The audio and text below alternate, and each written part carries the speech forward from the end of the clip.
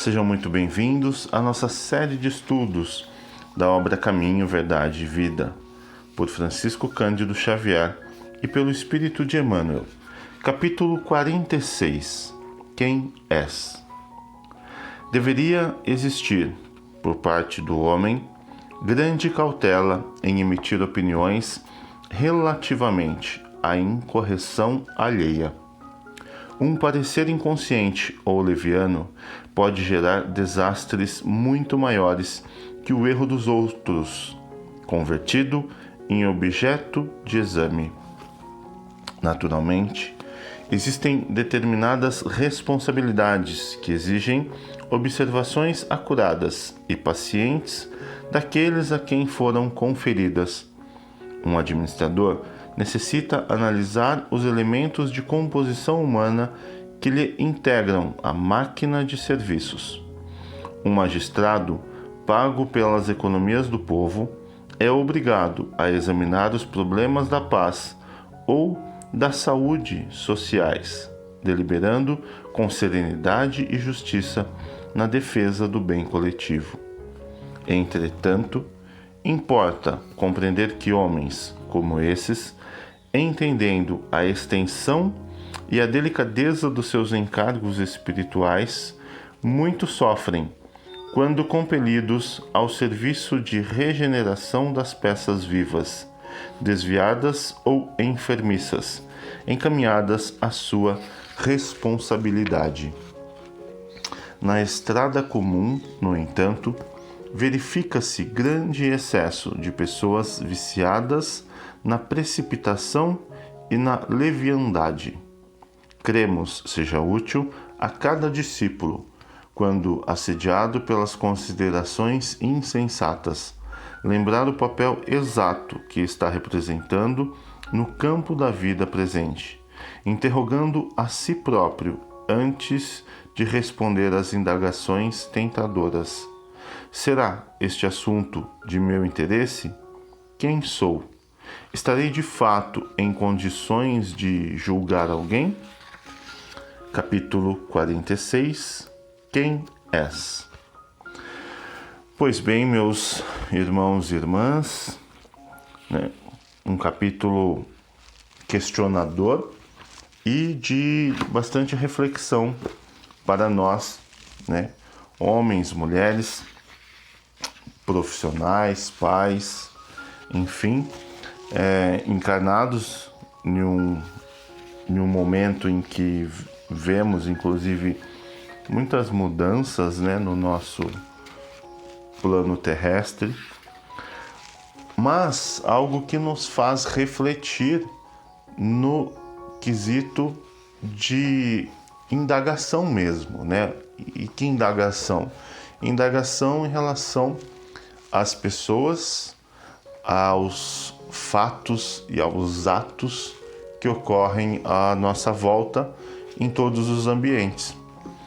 Então a gente pode ver na leitura o quanto é importante a gente avaliar e realmente refletir bastante antes de um julgamento, antes de uma crítica, Mesmo que exerçamos papéis onde nós temos que indagar, temos que questionar, temos que avaliar situações e muitas vezes julgar ou analisar pessoas, mas fica muito claro o quanto é importante buscarmos a compreensão, termos a serenidade, uma análise de consciência também, para que o nosso possível julgamento, a nossa possível crítica ou correção de uma situação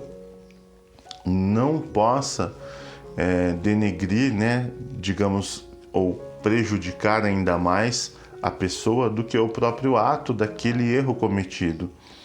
Então, às vezes, a gente vê pessoas que cometem erros e nós vamos lá e comentamos, criticamos, julgamos, punimos por aquele erro, por aquele deslize, mas a forma como isso é feito muitas vezes acaba sendo muito pior do que o próprio erro ocorrido.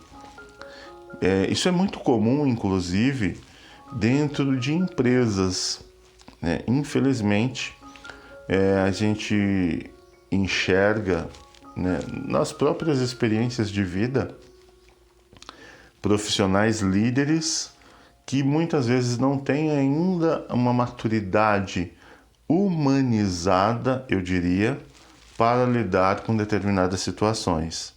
Então, às vezes, na correção de um colaborador seu, né, de um membro de sua equipe, utilizam de palavras, utilizam de ameaças, de gestos que acabam sendo muito piores do que aquela falha cometida pelo colaborador.